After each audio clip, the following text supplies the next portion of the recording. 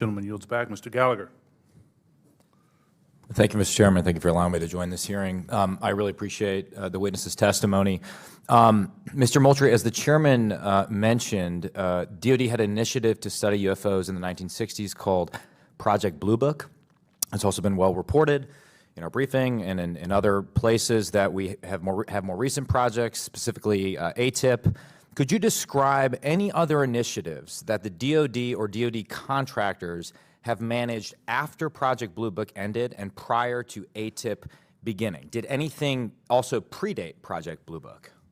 So I can't speak to what may have predated Project Blue Book. I mean, of course, there's Roswell and all these other things that people have talked about over the years. I'm familiar with Blue Book. I'm familiar with ATIP. I haven't seen other documented studies that have been done by DoD in that regard. So you're not aware of anything in between Project Blue Book and ATIP? Not aware of anything that's official that was done in between those two.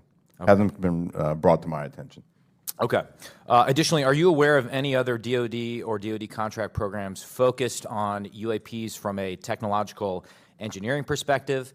And by that I mean, are you aware of any technology initiatives focused on this topic other than initiatives focused on the individual case investigations? I am not aware of any contractual programs that are focused on anything related to this other than what we are doing in the Navy Task Force and what we are about to launch in terms of our effort.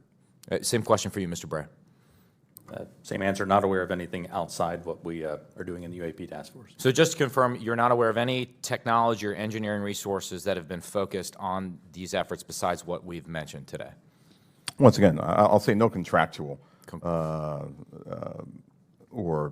programmatic efforts that are involved. The reason why I qualify it that way, let me qualify it that way. I can't speak to what people may be looking at in the department. Somebody says, I'm looking at something that may be unidentified, and I can't speak to that. I speak to official programs that we have on the record. It's also been reported that there have been UAP observed and interacting with and flying over sensitive military facilities, particularly, and not just ranges, but some facilities housing our strategic nuclear forces. One such incident allegedly occurred at Malmstrom Air Force Base, in which 10 of our nuclear ICBMs were rendered inoperable. At the same time, a glowing red orb was observed overhead. I'm not commenting on the accuracy of this. I'm simply asking you whether you're aware of it and whether you have any comment on the accuracy of that report. Let me pass that to Mr. Bray, if you've been looking at UAPs over the last 3 years. That data is not within the holdings of the UAP Task Force.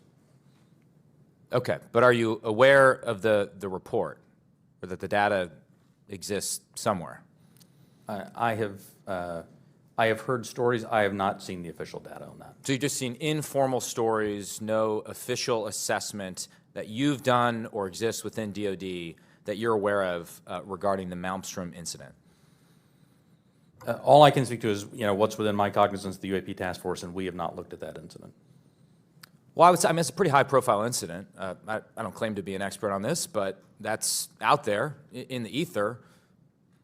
You're the guys investigating it. I mean, who else is doing it? If something was officially brought to our attention, we would look at it. There are many things that are out there in the ether that aren't officially brought to our attention. So how would it have to be officially brought to your attention? I'm bringing it to your attention. Sure, so, this is pretty official. Sure. So we'll go back and take a look at it, but generally there is some authoritative figure that says there is an incident that occurred. We'd like you to look at this.